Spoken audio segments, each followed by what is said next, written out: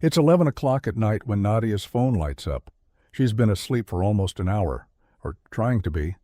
The kind of sleep that comes in shallow waves, that never really takes you under. The kind that leaves you tired in the morning, even though you spent 8 hours in bed.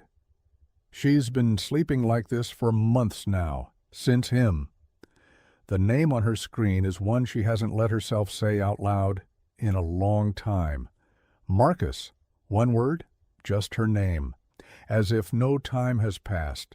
As if he didn't vanish without explanation after 2 years of being the center of her world. As if he didn't leave her standing in the rubble of a life she had rearranged entirely to fit around him. Just Nadia.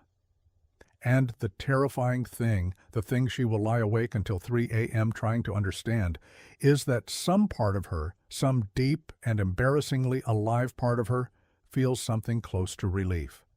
He came back. She told herself she didn't want this. She has processed and journaled and cried and promised herself and her closest friends that if this ever happened, she would be ready. She would be strong. She would not again, let herself be pulled back in. But her hand is already unlocking the screen, and this precise moment, the flutter, the hope, the hand, moving before the mind can stop it. This is exactly what we need to talk about today, because what just happened to Nadia isn't weakness, it isn't stupidity, it isn't a character flaw or a failure of will. It is something far more ancient than all of that. It is the reason narcissists always come back. And more importantly, it is the reason that when they do, so many of us open the door.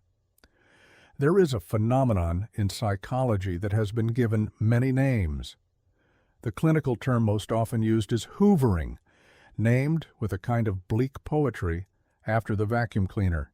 The idea being that the narcissist, when they return after a period of absence or discard, is vacuuming you back into their orbit, sucking you back in. The name is clever. But it misses something important, because the metaphor of a vacuum cleaner makes the narcissist into the only active force in this equation. It makes the returning seem like something that happens to you. Passive, helpless, a dust particle in the path of a machine. But to truly understand why narcissists come back, and why it works as often as it does, we have to look at both people in this story. We have to look at what lives inside the narcissist that makes the return inevitable. And we have to look with honesty and with compassion at what lives inside the empath that makes the door so difficult to keep closed. Because this isn't a story about one person doing something to another. This is a story about two psychologies locked in a dance that Carl Jung would have recognized immediately. A dance neither dancer fully understands. And a dance that, until something fundamentally changes on a soul level, will go on repeating itself. Let us start with the narcissist. Let us start with Marcus. Marcus has been with someone new. Her name is Priya, and for the first 3 months she was everything, attentive, dazzling, fascinated by him, in a way that made him feel like the most important person in any room. He love-bombed her in the same way he love-bombed Nadia. The grand gestures, the intensity, the way he could make her feel like she had been seen for the first time in her life. But the shine, as it always does with Marcus, has started to fade. Priya has begun to notice things, small inconsistencies, the way his stories shift depending on the audience, the way he sulks when he doesn't get what he wants, the way praise flows freely toward him, but feels, somehow, when it goes the other way, like pulling teeth. She has started, cautiously, to ask questions, to hold her ground, to say no sometimes. And in Marcus's inner world went a world that runs entirely on something psychologists call narcissistic supply. This is registered not as a normal relationship developing depth and honesty, but as a threat, as loss, as the withdrawal of something he requires to function. Narcissistic supply is a term we should spend some time with, because it is the engine behind everything. It is the invisible substance that narcissists spend their entire lives chasing, capturing, and consuming. And when the supply runs low, when the current source is no longer delivering what was once so abundant, the narcissist's psyche does something automatic. It goes searching for an older reservoir. And this is where Nadia's phone lights up. Here is what most people don't understand about narcissistic supply. It isn't just admiration. It isn't just attention, though those things are certainly part of it. Narcissistic supply is something more specific than that. It is emotional response. It is reaction. A narcissist feeding on supply isn't only nourished by love and adoration. They are equally, sometimes more powerfully, nourished by distress, by confusion, by the desperate searching quality of someone who is trying to understand what went wrong. This is why the return often follows a period of the empath's healing. Marcus hasn't heard from Nadia in months. He hasn't reached out either, because for a time, Priya was filling the void. But now something has shifted. And somewhere in the background of his unconscious mind, where he never actually forgets the people who gave him the most, Nadia has become vivid again. He doesn't analyze this. He doesn't sit down and think, Nadia gave me a quality of emotional response that was particularly nourishing, and I should return to that source now that my current supply is depleted. It doesn't work like that. It works like hunger, like an instinct, like a body moving toward food without the mind being involved at all. And the timing is almost never coincidental. Carl Jung wrote extensively about what he called the collective unconscious, the idea that beneath the surface of our individual minds, we are connected to something vast, something shared, something that communicates in ways we don't yet have language for. And those who have loved narcissists often report something that sounds almost mystical. The narcissist returns precisely when the empath has started to get better, when the grieving has begun to ease, when the emotional wound has started to close. Some explain this as energetic. Some explain it as coincidence. Some explain it as the narcissist monitoring from a distance, through mutual friends, through social media, through the invisible antennae that people with narcissistic personality develop out of sheer survival necessity. The truth is probably all of these things at once, but what matters is the pattern, because once you see the pattern, you can never unsee it. The narcissist returns when they need something, not when they have become something different. Let us talk about the messages because they follow a script, not a literal written-down script, but a pattern so consistent, so reliable across different people in different countries in different decades that it might as well be. It usually begins with something small, something almost aggressively low stakes, a song, a memory. I heard this and thought of you. Sometimes it is a question. How are you?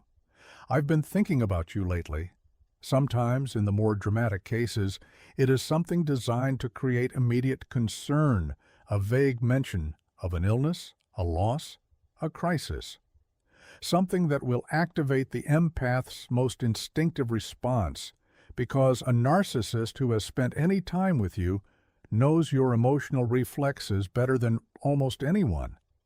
They have been studying them since the beginning, not coldly, not always consciously, but with the attention of someone who depends on knowing how to move you. Nadia stares at her name on the screen for a long time. Then she opens the message. Hey, I know it's been a while. I've been doing a lot of thinking, a lot of work on myself. I just want you to know that I understand now. I understand how much I hurt you. I'm not asking for anything. I just wanted you to know that. This is perhaps the most sophisticated form of hoovering, because it doesn't ask for anything. It doesn't demand. It doesn't even suggest a reconciliation, not explicitly. It simply places something in front of you, a version of the person you always hoped they could become. I've been doing a lot of work on myself. These words, these particular words, if you have loved a narcissist, You may have heard some version of them, and they are, on the surface, exactly what you always wanted to hear. They are the words you used to lie awake imagining, the words you dreamed about during the relationship, the acknowledgement, the awareness, the taking of responsibility that you spent so long waiting for and never received. And now, they're here. And something in your chest responds before your mind can think. Here we must bring in Jung again, because what happens next in Nadia's body and in her mind is something Jung mapped with extraordinary precision more than a century ago. Jung understood that every human psyche carries within it what he called complexes, emotionally charged clusters of memories, beliefs, and longings that form around a central theme. And one of the most powerful complexes that can form in the life of a sensitive, empathic person, especially one who grew up in an emotionally unpredictable environment, is what we might call the healing complex. The deep, almost compulsive need to fix what is broken, to stay with what is struggling, to be the one who, through love and patience and presence, finally reaches the unreachable. For many empaths, this complex was formed in childhood, perhaps with a parent who was emotionally unavailable, who had moments of warmth and connection that felt like sunlight, followed by long stretches of withdrawal or volatility. The child of such a parent learns at a very deep level that love is something you have to earn. That connection is something that can vanish without warning. That the way to survive is to become exquisitely attuned to the emotional state of the person who holds your security. These children become extraordinary readers of other people. They become the ones who can feel a shift in the room before a single word is spoken. They become the ones others call wise beyond their years, intuitive, deeply feeling. And they become, as adults, precisely the people that narcissists find most nourishing. Because the empath's attunement, their constant monitoring, their sensitivity to mood, their tireless effort to understand and reach and connect, is the highest quality emotional supply a narcissist can receive, better than any admirer who simply worships from a distance. Because the empath doesn't just give, the empath tries, and the trying, the earnest, exhausting, relentless trying, is intoxicating to someone whose inner world is built around being pursued. The concept I want to place in your hands now is one that has the power to rewrite everything you thought you understood about why you keep going back, or why going back is so tempting, even when you know better. It is Carl Jung's understanding of what Freud called repetition compulsion, this tendency of the psyche to recreate painful experiences, not out of masochism, but out of an ancient, wordless hope that this time the ending will be different, that this time the wound will be healed, that this time the unavailable person will finally become available, that this time love will be enough. Jung took this further. He understood that what drives the repetition isn't just individual psychology, it is something even older. The soul, Jung believed, carries patterns, imprints, and until those patterns are made conscious, until we can see them clearly and name them and understand what they are trying to heal, we remain in their grip. The pattern is not the problem. The pattern is trying to help. It is trying to bring you back to the place where you were wounded so that you can finally heal. The tragedy, and this is what makes it so painful, is that healing cannot happen through the same experience that created the wound, not with the same person, not in the same dynamic, not by trying harder this time, or loving more, or being more understanding, or giving more chances. The healing happens within. But the soul doesn't know this yet, and so it keeps creating the conditions. It keeps writing the same story. It keeps leaving the door unlocked. And the narcissist, who is running their own compulsion, their own unconscious programming, walks right through. Let us talk about the soul contract, because this is a concept that captures something that pure clinical language cannot. When Nadia first met Marcus, something happened that she has never quite been able to explain rationally. She felt almost immediately as if she knew him, as if something between them was already familiar. There was a recognition that went beyond logical explanation, a sense of being seen that she had rarely, if ever, experienced before. What she didn't understand then, what none of us understand in those early moments, is that this sense of familiarity is often not the recognition of something new. It is the recognition of something old, something that belongs to an earlier chapter of the story.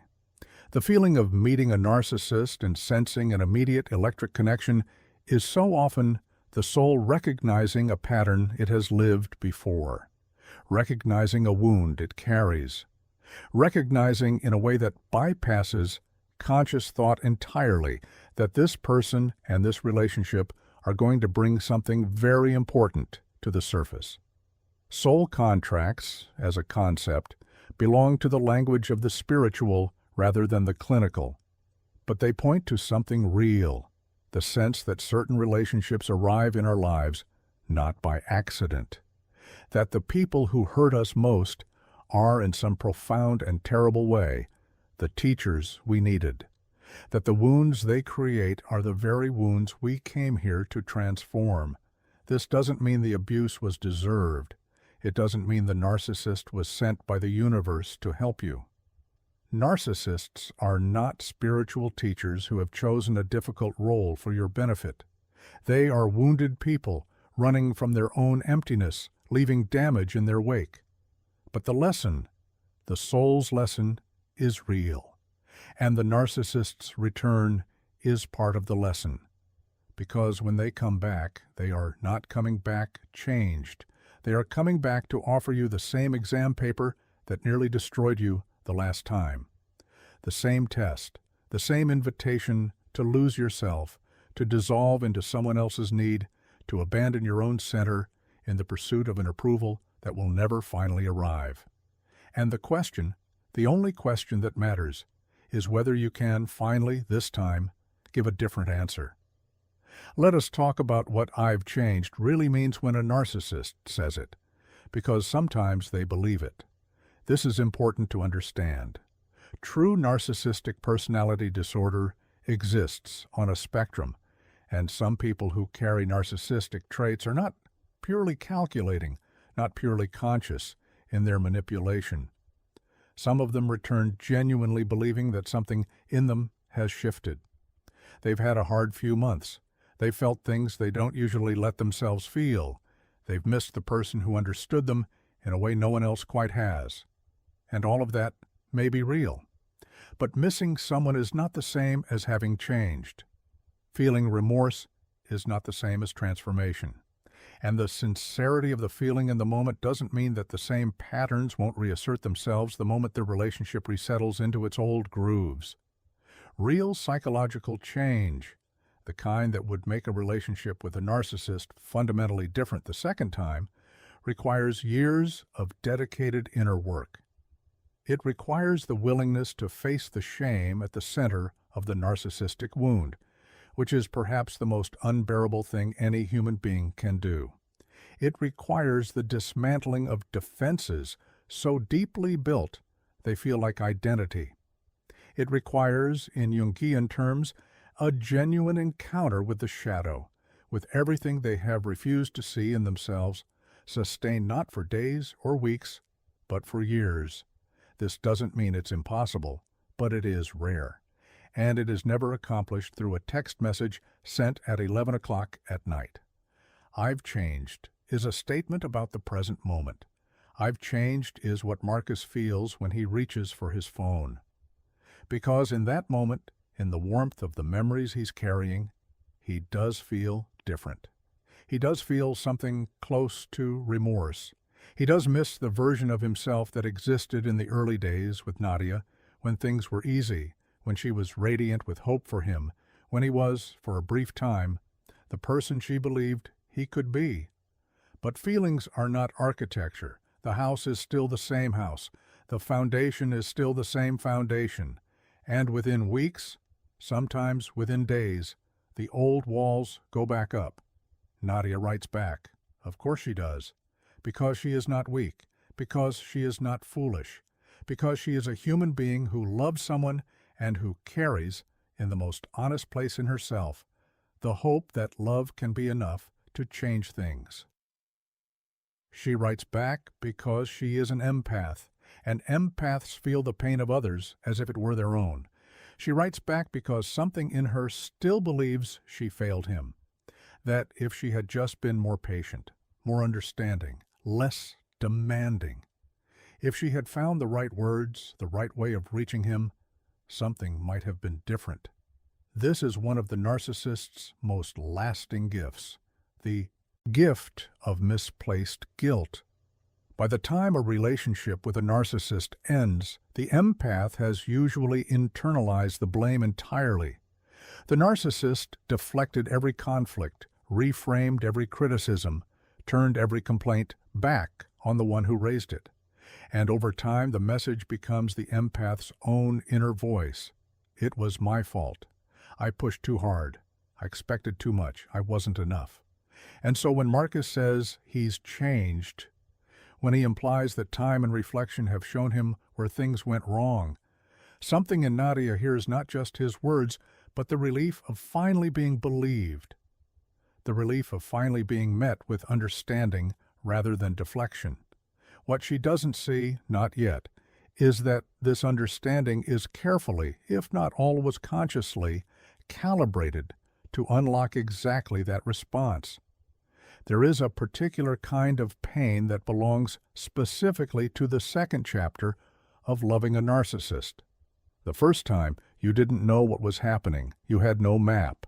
You followed love the way you always had, with your whole heart, with all your trust, with the genuine belief that vulnerability and honesty and care would build something real.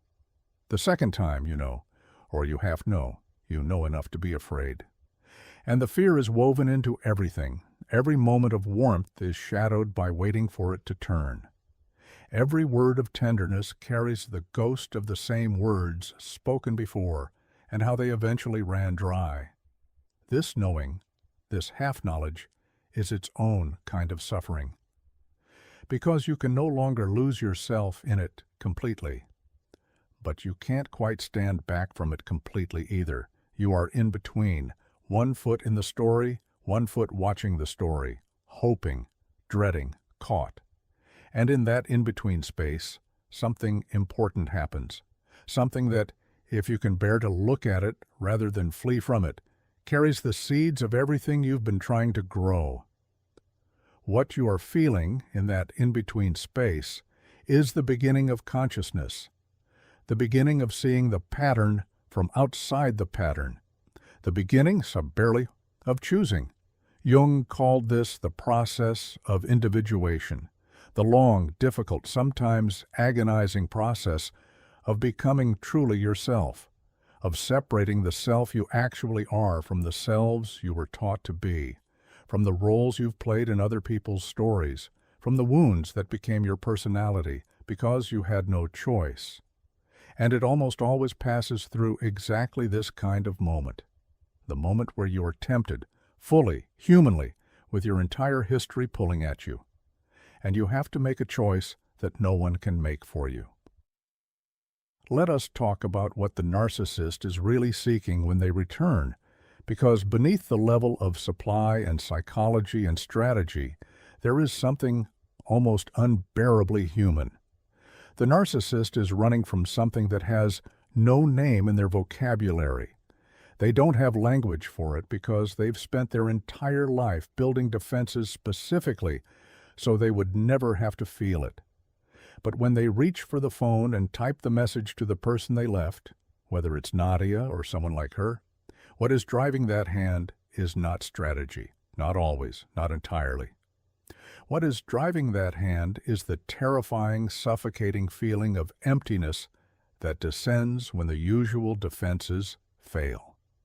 When the current relationship has become too familiar to provide the constant high.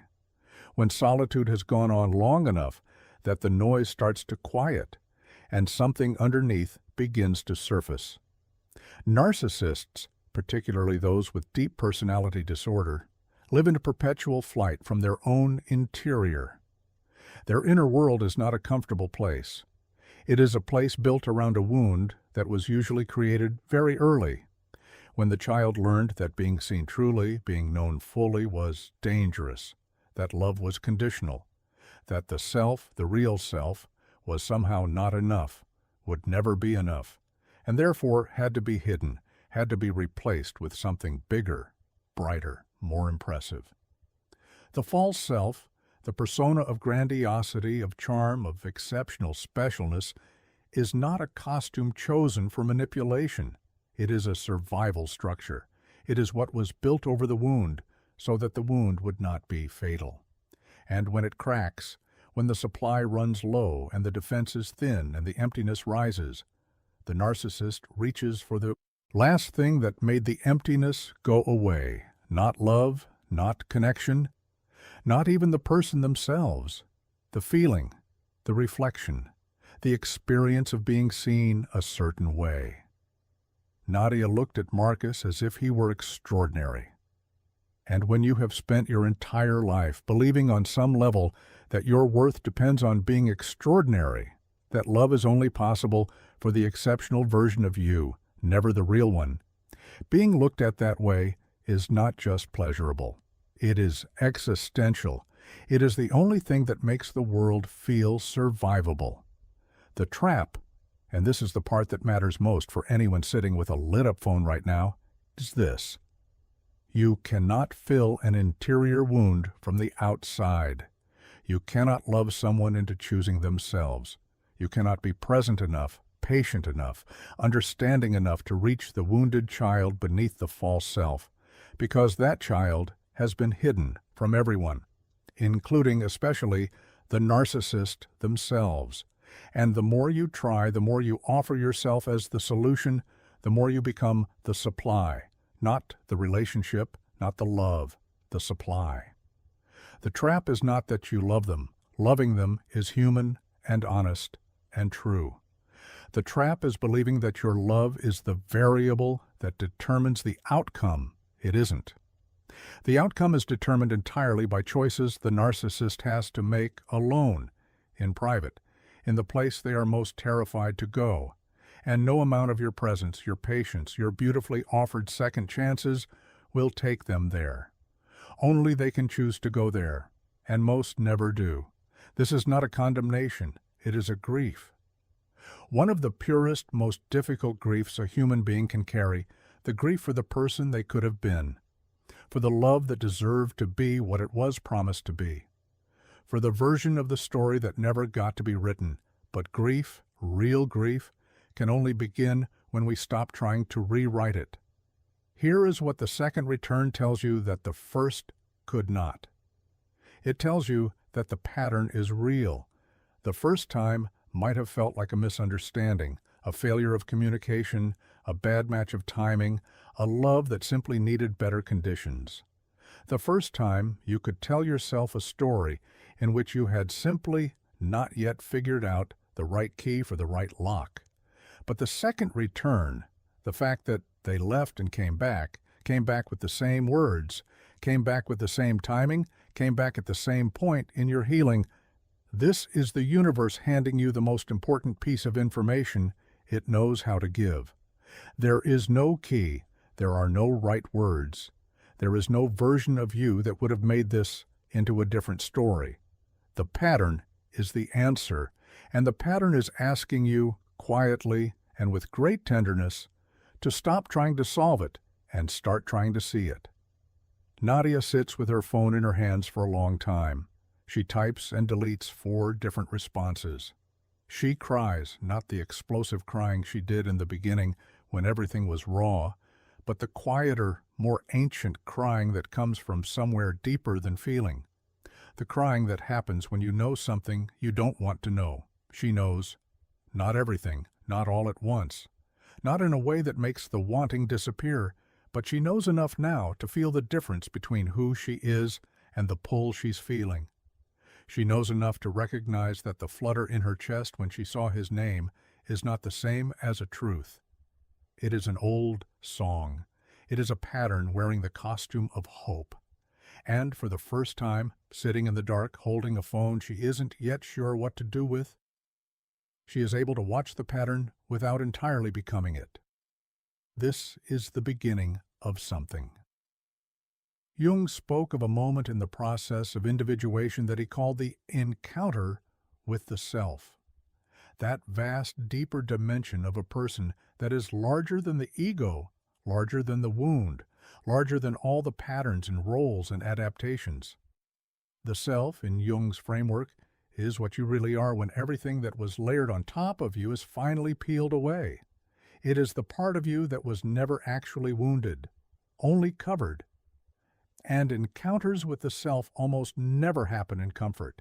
They happen in the dark, in the between spaces, in exactly the kind of night that Nadia is sitting in right now with a phone in her hand and 4 unsent messages and the slow, painful, utterly human decision that she has to make all by herself.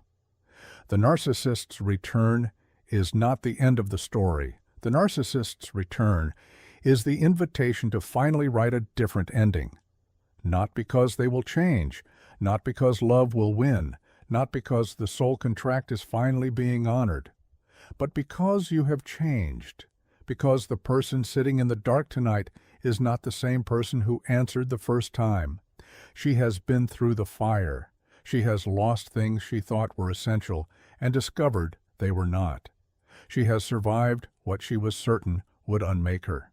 She has, without fully realizing it, been building something in the ruins. A self, a real one.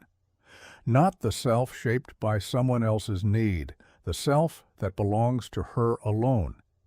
This is the hidden truth about why narcissists always come back. They come back because they are stuck, because the emptiness doesn't go away, because the supply always runs out, and the reservoir of someone who once gave freely, who once looked at them with that particular and irreplaceable quality of love, becomes luminous again in memory. They come back because they are running the same program they have always run, with the same outcome they have always produced, because the wound at the center of their personality is still untouched, still screaming, still driving them forward without their knowledge or consent. They come back because they are, in the most fundamental sense, lost. And here is the compassion that empaths often struggle to hold, the compassion that neither excuses the harm nor pretends the harm didn't happen. The narcissist is not evil. They are not a monster, although they can do monstrous things. They are a person so thoroughly buried beneath their own defenses that they cannot feel what they are doing to others, because they cannot feel themselves. This compassion is important. But compassion does not require proximity. You can hold grief for someone's lostness from across a great distance. You can wish them genuinely and without rancor the healing that they cannot yet find. You can honor whatever was real between you. And something was real, some thread of it, even if the larger structure was built on sand, and you can let them go, not in anger, not in bitterness, not even in relief necessarily, in the quiet, deep, soul-level understanding that you are not the answer to their wound. That answering that message, meeting for that coffee, giving that second or third or fifth chance will not heal them. It will only delay you. Nadia puts the phone face down on the nightstand. She doesn't block his number, not yet, maybe later, but not yet. Because she's not doing this from rage or fear. She's doing it from something she has never quite felt before in relation to Marcus: clarity. She lies back and stares at the ceiling for a long time. She thinks about the girl she was when she met him, how open she was, how full of belief, how ready. She doesn't feel contempt for that girl, something she used to. For a long time she blamed that girl for everything, because if she had only been smarter, more guarded, less trusting. But tonight she feels something else, something close to reverence. Because that girl's willingness to love fully, to trust completely, to give without measuring, that was never the problem. That was never something to be fixed or hardened or protected against. That was the most beautiful thing about her. And the soul work, the real soul work, is not about becoming someone who never loves like that again. It is not about building walls. It is not about turning the softness to stone. It is about learning, slowly, imperfectly, one lit-up screen at a time, to direct that love towards someone who will not consume it, someone who is also awake, someone who meets you in the middle rather than drinks until the well is dry. It is about learning that your love is not a tool in someone else's story. It is the whole story. If you are sitting with something similar right now, if someone has returned, or if you can feel the pull of wondering why they haven't, or if you are in the middle of the spiral of second-guessing your own strength, I want you to hear this. The pull you feel is not weakness. It is the depth of your capacity to love. And that capacity is not the problem. It is, in the truest sense, your gift. But gifts need the right hands. The pattern the narcissist carries, the inevitable return, the inevitable withdrawal, the inevitable cycle, is not something your love can break. It is a pattern they have to choose to see for themselves, and most of them in this lifetime will not. And so the question is not whether they have changed. The question is whether you have, not in the way that makes you harder or colder or less believing in love, in the way that makes you finally, at long last, believe that you deserve to be loved back. Jung spent his life mapping the territory of the soul, the shadow and the light, the wound and the gift, the endless circling attempt of the psyche to find its way home. And what he found again and again was this: we are not here to be consumed. We are here to become. The narcissist in your life, whether they're texting you right now, or whether they live only in memory, or whether the wound they left is something you are still quietly carrying, they were never the destination. They were the difficulty that made the destination visible. The difficulty that asked you, in the most brutal way it knew how, to look inward, to find what was missing, to stop outsourcing your worth to anyone who might withhold it, to begin, slowly, with shaking hands, building the relationship that was always the most important one, the relationship with yourself. That is the ending the narcissist could never give you. But they were the reason you finally went looking for it. And that somehow, through all the grief and all the pattern and all the 11 o'clock at night moments of almost, is the strange, painful, luminous grace of what you have survived. You were never just a source of supply. You were always the light. They saw it. They needed it. They tried to own it. But light cannot be owned. It can only be recognized. And you are finally beginning to recognize it in yourself.